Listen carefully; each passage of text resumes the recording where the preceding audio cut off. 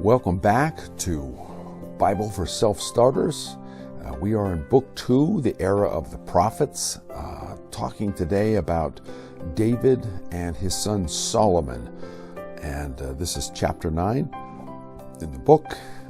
Now, it's a funny thing that God would have anointed Saul, because Saul was from the tribe of Benjamin, and he had already promised that the eternal king would come from the tribe of Judah, back in the book of Genesis and in the book of Numbers. And so with David, the promise is kind of back on track and back in the right tribe, if you will.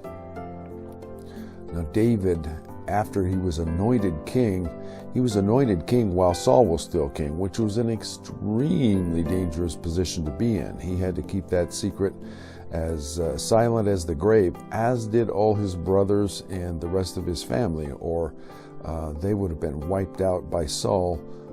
No doubt about that. That was just the way kings operated in that world in that time. And so David has years of trial by fire.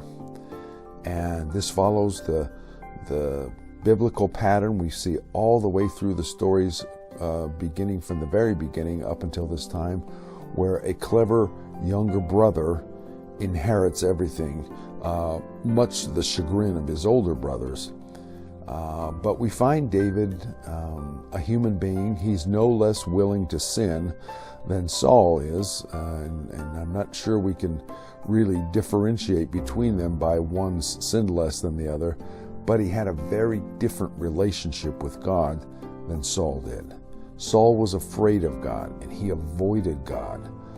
David loved the Lord, and David unified all the tribes of Israel together, centralized power in Judah and Jerusalem, built his palace, the city of David, and his palace, brought the ark there with the tabernacle, and eventually his son Solomon would be the one to build the temple around this ark.